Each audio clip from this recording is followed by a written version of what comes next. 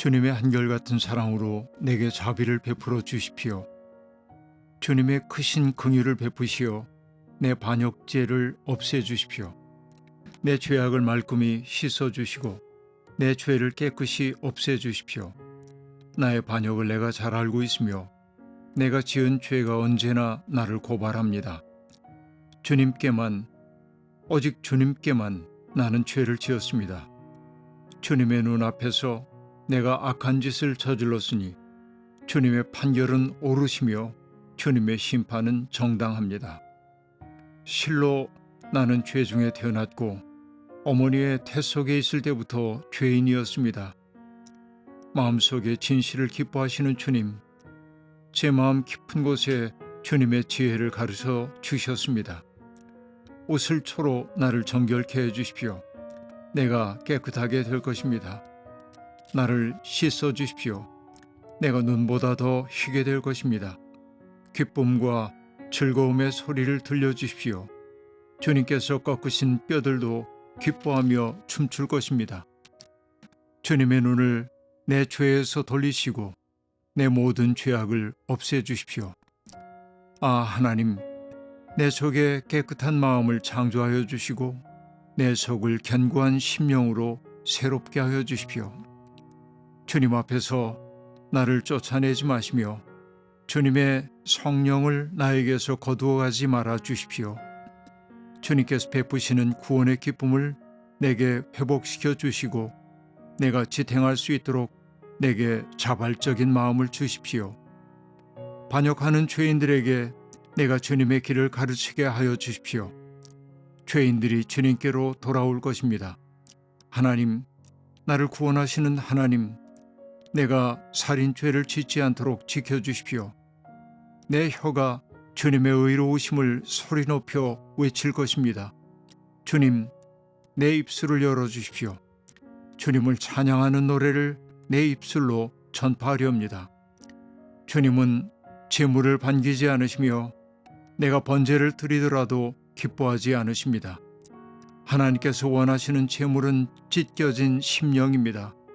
오 하나님, 주님은 찢겨지고 짓밟힌 마음을 멸시하지 않으십니다. 주님의 은혜로 시온을 잘 돌보아 주시고 예루살렘 성벽을 견고히 세워주십시오. 그때 주님은 올바른 제사와 번제와 온전한 제물을 기쁨으로 받으실 것이니 그때 사람들이 주님의 제단 위에 수송아지를 드릴 것입니다. 시편 51편 1절부터 19절 말씀. 이 시는 참회시 가운데 가장 유명한 시이기도 합니다. 시의 표제는 이 시적 상황을 다윗이 바세바와 동침한 후 선지자 나단이 그에게 왔을 때 뉘우치고 지은 죄라고 제시하고 있습니다. 우리가 다 잘 아는 것처럼 다윗이 바세바를 취하기 위해서 했던 그 일들, 그것은 다윗의 인생에서 가장 큰 오점 가운데 하나입니다. 그런데도 불구하고 성경은 이상적인 임금의 대명사인 다윗의 부끄러운 과거를 지우려고 하지 않습니다. 오히려 그가 그런 잘못을 저질렀지만 죄를 지적받았을 때 즉시 시인하고 참회한 것을 그의 위대함의 모습으로 제시하고 있다고 볼 수 있겠습니다. 이 시를 꼭 그 사건과 연결지어 해석할 필요는 없겠습니다. 개인이나 민족이 하나님 앞에 엎드려서 사죄를 청해야 할 때 늘 낭송되던 노래가 바로 이 노래임을 우리는 잘 알고 있습니다. 시는 먼저 하나님의 자비를 청하고 있습니다. 하나님의 한결같은 사랑으로 내게 자비를 베풀어 주십시오. 하나님의 한결같은 사랑, 바로 그것은 헤세드, 언약을 맺으시고 그 언약을 지켜주시는 하나님의 사랑을 나타내는 것, 그것이 바로 한결같은 사랑이란 말입니다. 시인은 또한 주님의 크신 긍휼을 베풀어 달라고 말하고 있습니다. 여기에 긍휼이라고 번역되어 있는 단어는 라홈인데 이것은 어머니의 자궁 혹은 모태를 뜻하는 말이기도 합니다. 자신의 생명을 걸고 잉태하고 탄생하게 했던 자식을 사랑하는 어머니의 마음이 주님의 사랑으로 빗대어지고 있음을 알 수 있는데, 내가 반역죄 속에 있지만, 하나님을 늘 거역하는 자리에 있지만은 주님의 긍휼하심이 그 반역죄를 녹여달라고 시인은 그렇게 말하고 있습니다. 뿐만 아니라 그는 자기의 죄를 다 고백하고 있습니다. 반역, 죄, 이 모든 다양한 표현을 통해서 하나님과의 언약을 위반한 자기의 삶을 총체적으로 드러내고 있습니다. 하나님을 고의적으로 등진 것, 혹은 잘못된 길로 접어드는 것, 관역을 빗나가는 것, 그 모든 것들이 반역, 죄악, 죄라고 하는 표현 속에 내포되어 있음을 알 수 있습니다. 이렇게 자기의 죄를 총체적으로 인식하고 있기 때문에 시인은 지워주소서, 맑게 씻기소서, 깨끗이 제하소서라고 거듭거듭 하나님 앞에 청하고 있습니다. 그가 이렇게 괴로워하고 있는 까닭은 무엇일까요? 그의 양심이 그를 고발하기 때문에 그렇습니다. 양심은 우리에게 자기 자신에게로 돌아오라고 하는 일종의 소환장이라고 말할 수 있겠습니다. 양심에 하나님의 빛이 비추어질 때 그는 비로소 자기의 죄를 알기 시작합니다. 3절에서 시인은 그래서 말합니다. 내가 지은 죄가 언제나 나를 고발합니다. 바로 이것이 양심의 비침을 받은 사람이 할 수 있는 고백일 겁니다. 그의 고백은 이어집니다. 주님께만 내가 죄를 지었습니다. 이 말을 자칫 오해하면 오용되기 쉬운 구절입니다. 동료 인간에게 죄를 짓고도 그 문제를 하나님 앞에서만 해결되면 다 되는 것처럼 생각하는 이들이 더러 있습니다. 하지만 내가 오직 주님께만 죄를 지었다고 하는 말은 오히려 반대로 해석될 필요가 있습니다. 이 땅에서 벌어지는 모든 죄가 하나님에 대한 도전이요 위반으로 받아들여져야 한다는 더 적극적인 의미로 볼 필요가 있다는 말입니다.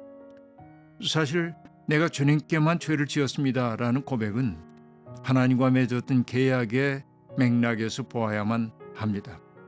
우리가 짓는 죄는 하나님과 맺었던 언약에 대한 위반이라는 것이죠. 그는 자기의 죄성, 죄의 뿌리가 아주 깊다는 사실을 알았기 때문에 이것을 또 다른 표현으로 말하고 있습니다. 내가 죄악 중에 출생했다고 말하고 있습니다. 어머니의 태 속에 있을 때부터 자기는 죄인이라고 말하고 있습니다. 이것도 오해하면 안 됩니다. 아이를 출산하는 행위 자체가 문제란 말 아닙니다.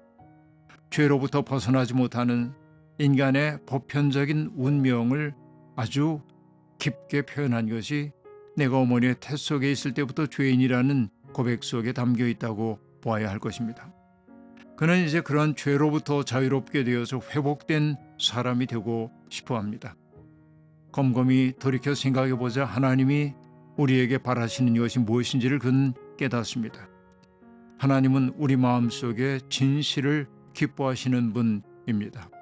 그래서 우리로 하여금 하나님의 진실을 따라 살 수 있도록 지혜를 은밀히 가르쳐 주시기도 합니다. 하나님이 내 마음속에 진실, 에멧을 기뻐하신다. 그리고 그 진실을 살 수 있도록 지혜 곧 호크마를 우리에게 가르쳐 주신다.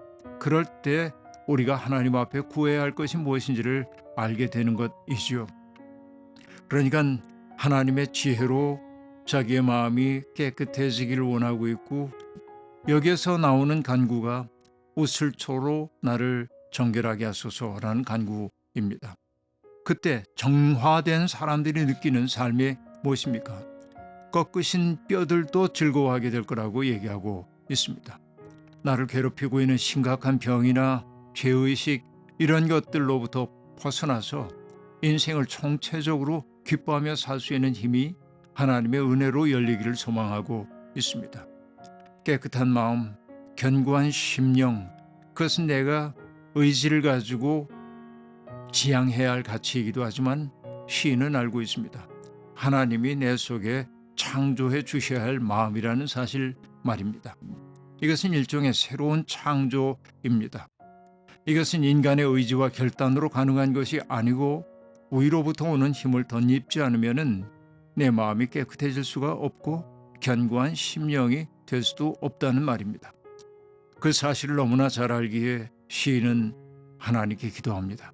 하나님, 나를 쫓아내지 마소서. 나에게서 성령을 거두지 말아 주소서. 구원의 기쁨을 회복시켜 주소서. 자발적인 마음을 허락하여 주십시오. 그가 이렇게 고백하고 구할 수 있는 까닭은 무엇이겠습니까?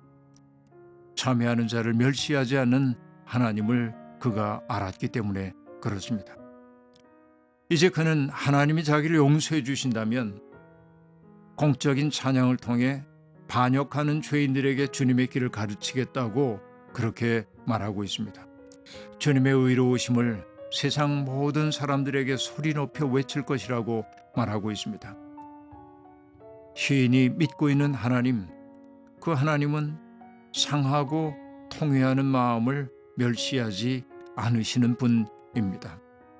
하나님께서 우리에게 구하시는 제사는 찢겨진 심령이라고 시인은 고백하고 있습니다. Broken heart, 바로 그것이 open heart가 되는 것이죠. 내 깨진 그 마음이 내 마음을 열어 하나님의 은총 앞에 당도하게 만듭니다. 오늘 우리도 이렇게 하나님의 새로운 창조를 바라보며 살 수 있으면 좋겠습니다. 하나님, 우리 속에 있는 죄의 법이 우리를 붙잡고 놓아주질 않습니다. 하나님의 뜻을 따라 살기를 원하지만 우리는 번번이 어긋난 길로 가고 맙니다. 오만과 독단에 빠지기도 하고 위선과 허위의식에 사로잡히기도 합니다. 일상에 치여 살다 보니 부끄러움조차 잃어버리고 말았습니다. 주님, 우리를 불쌍히 여기시고 우리의 상한 마음을 어루만져 새롭게 빚어주십시오. 돌처럼 굳은 마음을 도려내시고 새살과 같은 마음을 심어주십시오. 아멘.